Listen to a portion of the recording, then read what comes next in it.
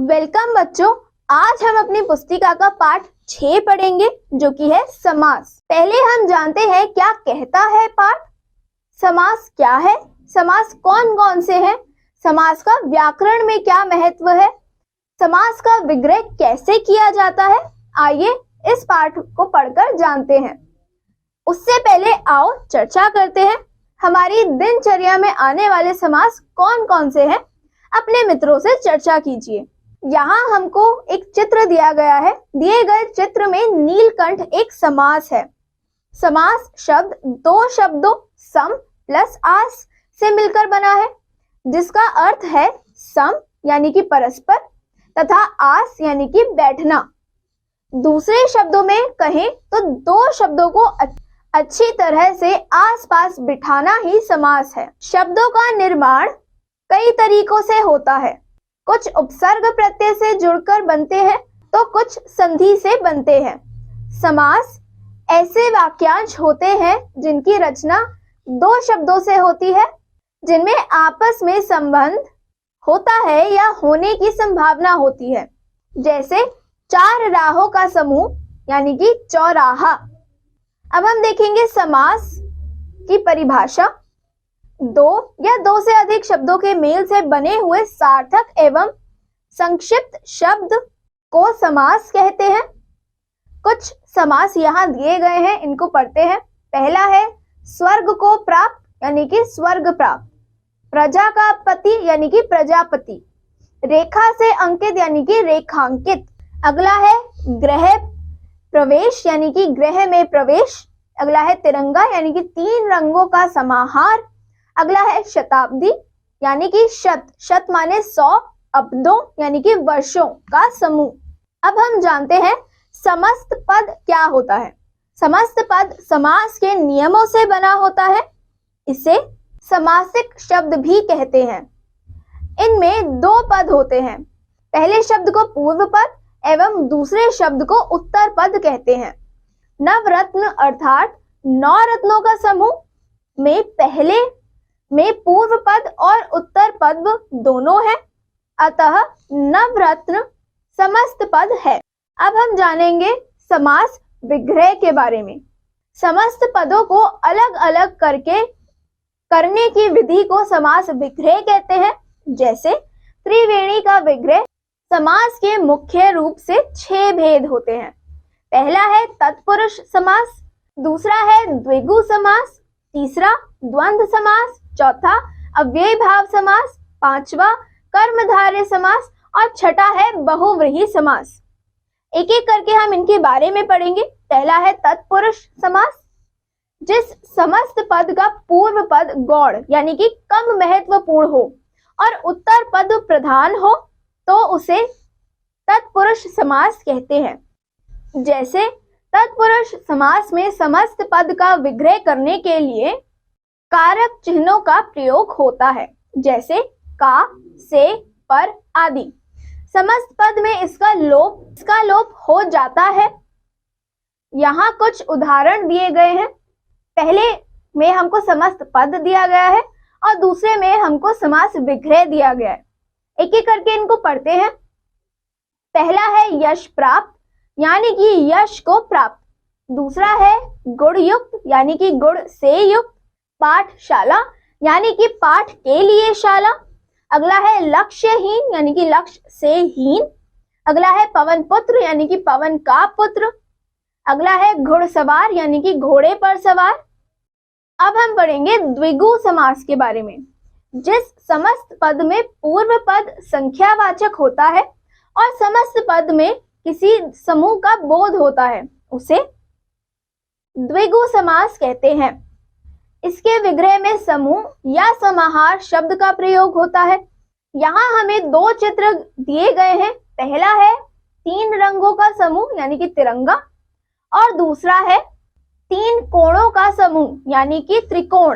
कुछ और उदाहरण भी यहाँ दिए गए हैं, इनको भी पढ़ते हैं। पहला है चौराहा यानी कि 4 राहों का समूह और दूसरा है अठन्नी यानी कि 8 आनों का समूह। अब हम पढ़ेंगे द्वंद्व समास के बारे में। द्वंद्व शब्द का अर्थ होता है युग्म या जोड़ा। जिस समस्त पद में दोनों पद प्रधान हो, कोई भी एक पद गौण यानी कि कम महत्वपूर्ण ना हो, उसे द्वंद्व समास कहते हैं। इन समस्त पदों का विग्रह करने पर और या अथवा समुच्चय बोधक में से किसी एक का प्रयोग किया जाता है। जैसे कि यहाँ दो चित्र गिवन है। पहले चित्र में लिखा है दूध दही, तो इसको हम बोल सकते हैं दूध और दही। दूसरे में है माता पिता, जिसको हम लिखते हैं माता और पिता।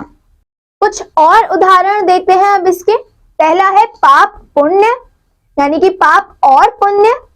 बच्चे बूढ़े, यानी कि बच्चे और बूढ़े। अब अगला हम पढ़ेंगे अव्ययी भाव तत्पुरुष समास के बारे में।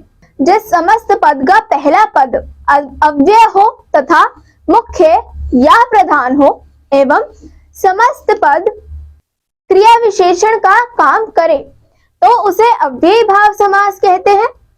अव्ययी भाव समास का पहला पद उपसर्ग होता है, जैसे कि आ, बे, प्रति, यथा आदि। यहाँ पर दो चित्र दिए गए हैं। पहले चित्र के नीचे लिखा है भरपेट, यानी कि पेट भर कर।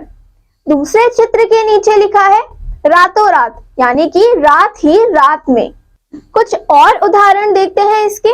पहला है आ जन्म, यानी कि जन्म से लेकर। यथा समय, यानी कि समय के अनुसार। अब अगला हम पढ़ेंगे कर्मधारय समास के बारे में।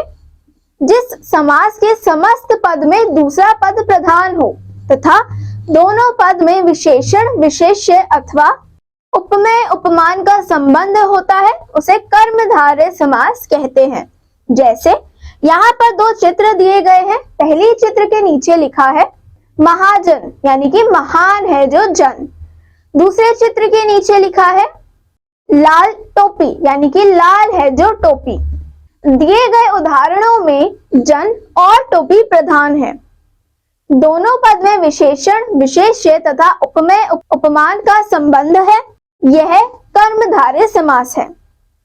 महान यहाँ पर उपमेय है और जन है उपमान।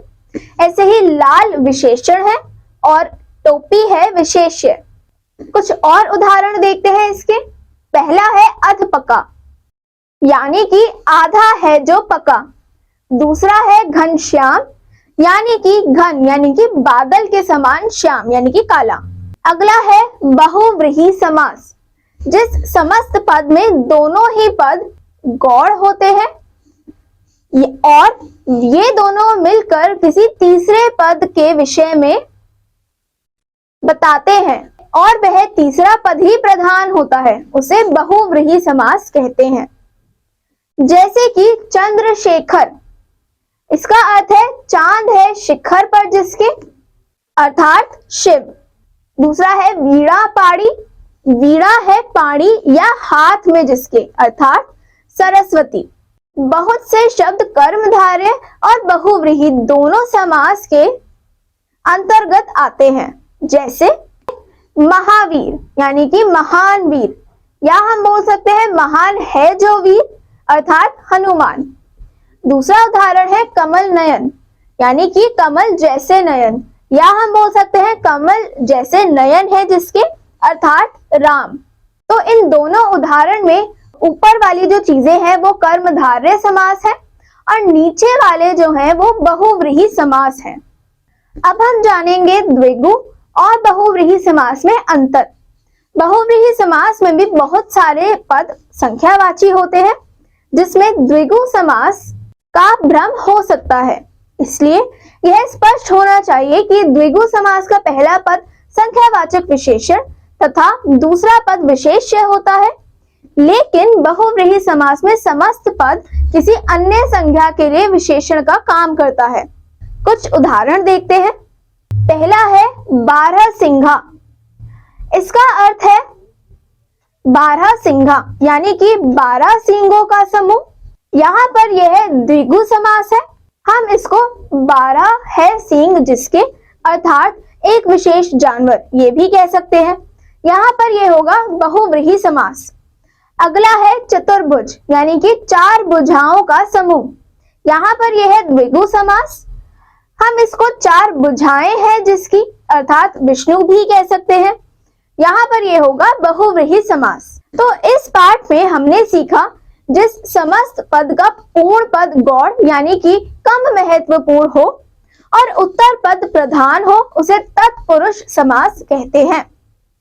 जिस समस्त पद में पूर्व पद संख्यावाचक होता है और समस्त पद में किसी समूह का बोध होता है उसे द्विगु समास कहते हैं। द्वंद्व शब्द का अर्थ होता है युग्म या जोड़ा। जिस समस्त पद में दोनों पद प्रधान हो, कोई भी एक पद गौण यानी कि कम महत्वपूर्ण ना हो उसे द्वंद्व समास कहते हैं। जिस समस्त पद का पहला पद अव्यय हो, मुख्य या प्रधान हो और समस्त पद क्रिया विशेषण का काम करे तो उसे अव्ययभाव समास कहते हैं। जिस समास में समस्त पद में दूसरा पद प्रधान होता है तथा दोनों पदों में विशेषण विशेष्य अथवा उपमेय उपमान का संबंध हो उसे कर्मधारय समास कहते हैं। जिस समस्त पद में दोनों ही पद गौण होते हैं और ये दोनों मिलकर किसी तीसरे पद के विषय में बताते हैं और वह तीसरा पद ही प्रधान होता है उसे बहुव्रीहि समास कहते हैं। तो बच्चों अब हम मिलेंगे अगली कक्षा में एक नए पाठ के साथ। तब तक के लिए धन्यवाद।